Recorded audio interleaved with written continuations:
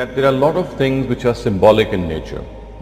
If you try to understand them per se, you will perhaps not be able to gauge the essence and the wisdom behind those things. But if you look at those things as symbolic realities, you'll find that there is a lot of things that can be understood. Thus, let me give you an example. The flag of our country is just a piece of cloth, isn't it? But it's not just a piece of cloth. It has a deep symbolic significance. It's like something which unifies us as citizens of a country. We pay a lot of reverence. We feel for that flag. We would not like to fall it to the ground. And of course, there are so many things which are attached to the flag, although it's just a piece of cloth. So you see, it has a symbolic importance. It signifies the unity of a nation. It represents a nation in a small sphere. It reflects our aspirations. In a very similar way, the national anthem that we have, all countries have a national anthem. Now that national anthem is like again a symbolic thing which encompasses the spirit of being together as citizens of a country who vouch and who aspire for the fact that they would like to protect their country from harm, and they would like to do all that is good for its development and betterment. So you see, these are symbolic things, and if you start analyzing these symbolic things in crude ways of logic, you'll end up mystified, because they themselves are nothing. They actually signify a certain reality which is behind them. And the case of animal sacrifice on Eid is no different. It's very similar. It is a symbolic thing. So the first thing that you need to understand is that animal sacrifice per se, I mean slaughtering an animal, is not something which in itself is required. There is something else which is behind it that is required. Just as a piece of cloth, it's not, our flag is just not a piece of cloth. It has something behind that sentiment which is expressed in that piece of cloth which becomes our flag. And that is that when we slaughter an animal, we actually give this pledge to the Almighty that today we are slaughtering this animal before you and making a vow, and tomorrow if my own life is needed, to protect my religion, to protect the bloodshed, to protect people who are persecuted in the name of religion, who are put to a lot of tests in the name of religion, and if I am required for their defense, I'll be there.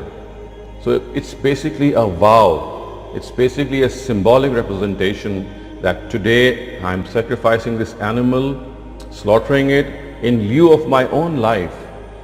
If tomorrow that is required, I'll not withhold it. So you see, this is the symbolism in animal sacrifice. And if you understand this symbolism, another thing will become very apparent. And that is that it is irreplaceable.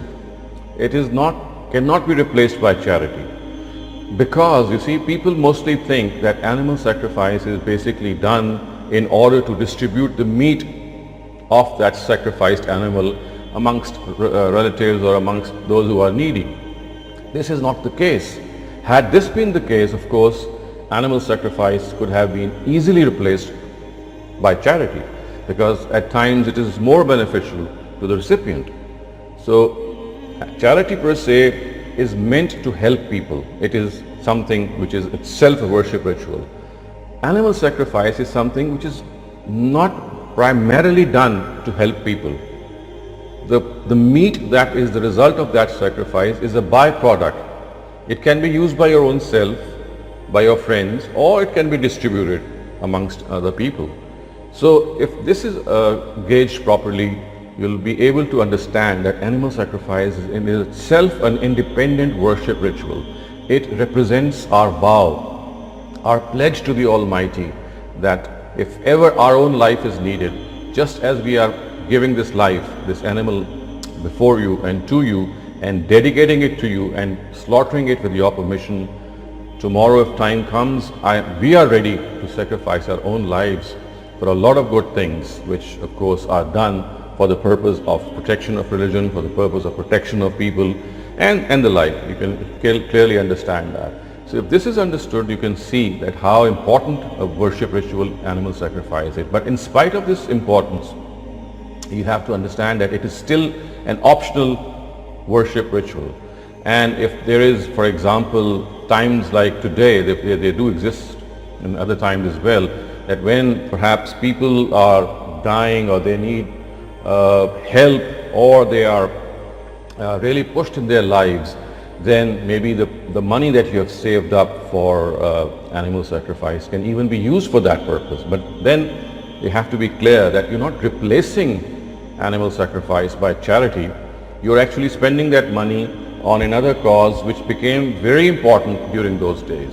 And you must always think that the two rituals, charity and animal sacrifice, they are absolutely independent from one another. Both have their own significance, and therefore they must not be confused with one another. So this is a very important distinction that must be made, and if you don't make this distinction, you end up thinking that perhaps slaughtering an animal is merely for the purpose of distributing meat. It is precisely to this aspect which the Almighty has referred to in the Quran when it says, لَن يَنَالَ اللَّهَ لُحُومُهَا وَلَا دِمَاؤُهَا وَلَكِنْ يَنَالُهُ التَّقْوَى مِنْكُمْ, which means that the blood and the meat of the animal does not reach God. That's not the purpose. Spilling the blood of that animal or consuming the meat of the animal is not the purpose, but the purpose is the taqwa, is the intent that you have in your heart, and which is that God, I'm ready to sacrifice my own life whenever the need comes, whenever the time comes. You need to understand that as far as animal sacrifice on Eid is concerned, first it should be understood that it's an optional worship ritual. It's not mandatory. It is not something which is incumbent upon us. So you have to do away with this notion that animal sacrifice on every single or maybe an earning hand of the family is essential, or it is something that he or she is required to do. So the first thing that needs to be dispelled, the first thing that needs to be understood, that however much important it may be, and it is, the worship ritual in itself is left to our discretion.